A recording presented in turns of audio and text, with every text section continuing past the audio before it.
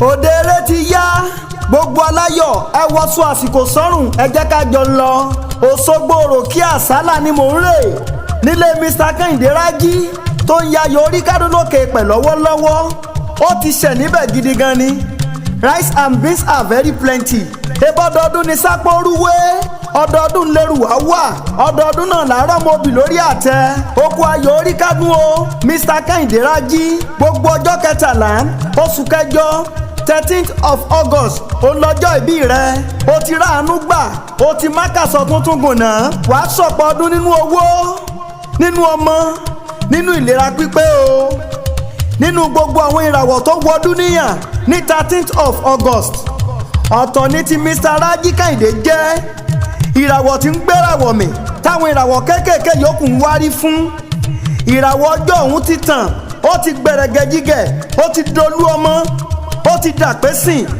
ó ti di business tycoon Rájí Kẹ́hìndé orúkọ tó gbayì nílé tó gbayì lóde ni CEO Araji Group of Company òun náà ni chairman Araji Empowerment Foundation and founder of Kejebu Microfinance àní mo ti ń rin ọjọ́ ti pẹ́ irú Mr. Kẹ́hìndé Rájí ò pé méjì nígboro ọkùnrin méje ọkùnrin mẹ́wàá ọkùnrin gbọ̀gbọ̀rọ̀ tí ń dáni lọ́rùn adúmáradán eyín fúnjọ owó àrímà lè lọ àwòpadà sẹ́yìn ìwọ ẹni gbóbìnrin kò lọ́nà tí wọ́n yọwọ́ ọṣẹ wọ́n ní tèmi ni ó gbà tèmi ni ó ṣe Mr. Rájí Kẹ́hìndé níwà ó kó ni mọ́ra ó lówó lọ́wọ́ ó rògòlò ó tún rí tajé ṣe bólúwọ bá ṣe wá kẹtó kì í gbéraga Mr. Rájí ògo rẹ ò ní tí kò ní sá ewé ńlá ni ò ní padà rú wẹ́wẹ́ láíláí o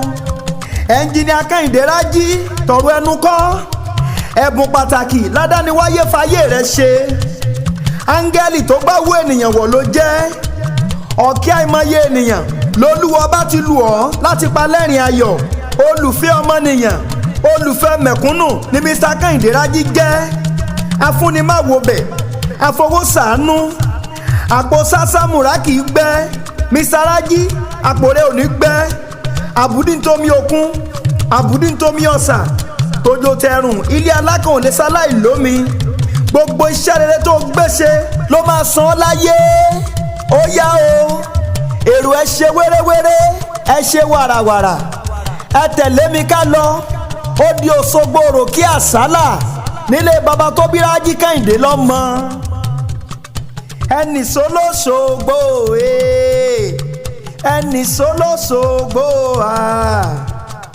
Òṣogbo òròkí ẹnì sólóṣogbo ẹnjìníà Kẹ́hìndé Rájí ìwọ lọmọ wọn lọ́ṣogbo ìlú aró dẹdẹ bí òkun Òṣogbo òròkí àsálà onílẹ̀ òbí Òṣogbo òròkí tó gbé onílé tó tún gbé àjòjì ọmọ rẹ̀ pẹ́ta gbà á wọ́n gbé gúnugún lé lọ́wọ́ ewúrẹ́ ọ̀ràngún tí jẹ́ lẹ́sẹ̀ gbàgede àgùntàn ọ̀ràngún tí jẹ́ lẹ́sẹ̀ yàrá ẹsẹ̀ yàrá ní ti jẹ́ àkùkọ gàgàrà ìyẹn lórí ọ̀pẹ̀rẹ̀ létéńté níbẹ̀ gan ni wọ́n ti ń pe alára tantan ògbójú obìnrin tó ń fọwọ́ gbọgbọrọ yọmọ ẹ̀ lọ́fìn ẹnjìníà Rájí Kẹ́hìndé ebi wọ́n lọ́ máa tupa 24 tí ń tàn lóró kí ilé tó bá tàn fọ́ba á tàn fúrúmọlẹ̀ á tàn fẹ́ẹ̀yàn Òṣogbo ẹ̀yin lọ́mọ wá Olúyẹyẹ Òbòkun ẹ̀yin lọ́mọ tìmí àgbàlẹ̀ akíkanjú ọdẹ tó mẹ́rin wá mọ̀lú Òṣogbo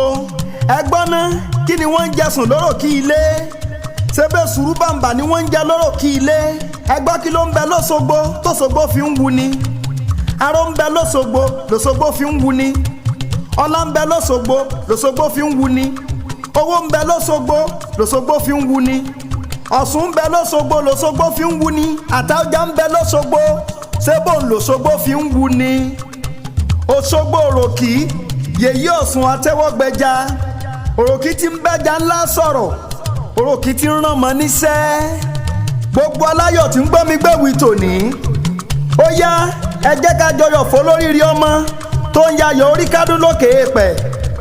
Ẹ bá mi pariwo happy birthday engineer Kẹ́hìndé Rájí, happy birthday engineer Kẹ́hìndé Rájí. Àní ẹ bá mi pariwo ẹ̀ lẹ́ẹ̀kan sí i kórìí rẹ̀ ó lè wú jọjọ. Happy birthday engineer Kẹ́hìndé Rájí. Engineer Kẹ́hìndé Rájí, àwọn ogun ọ̀run bọ́ ọyọ̀ ṣẹ̀ṣẹ̀ láyàjọ́ orí kádùn rẹ̀. Àwọn ẹbí ará àti gbogbo afẹ́nifẹ́re rẹ pátápátá wọ́n ń bá ọyọ̀ wọ́n ní kí n kí ọ happy birthday. Àwọn ológun ọmọ tólúwa bá fi ta ọ lọ́rẹ, múre wá múre tọ̀mí wá àti múre dé, wọ́n ń kí ọ happy birthday daddy like no other. Pabambari láyé àárẹ̀ ọ̀wọ́n olólùfẹ́ rí àtàtà olórí ọmọ Bọ́lá ó ní happy birthday husband like no other. Ó ló máa ṣọkọ fóun pẹ́ wàá ṣe bàbá fáwọn ọmọ rẹ pẹ́pẹ́pẹ́.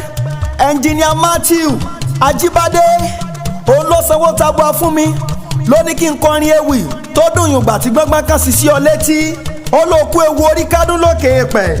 Ó ní wàá gbó wàá tọ́ wàá fọwọ́ páwú wàá fèrègì jòbì wàá gbó bí olúgbógbó ti rí gbó wàá tún dàgbà bí arákùn òkè ọ̀hún tó gbógbógbó tó dọmọ owú ọmọ owú wá gbógbógbó ó wá dọkíní. Àní pẹ́pẹ́pẹ́ lowú sarọ́ àgbórákòrò ní ti gbìn òjòjò kì í sowó kó má lè nájà pírí lológójì ẹnìkan ìbọ́kùnrin ẹyẹ lórí ìtẹ́ láíláí.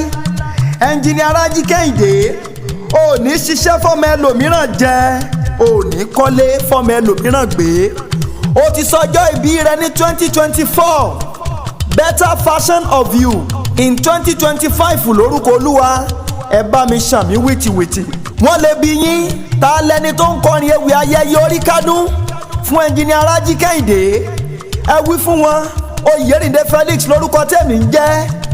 Akewi Sioni làwọn fans mímọ̀ mí sí.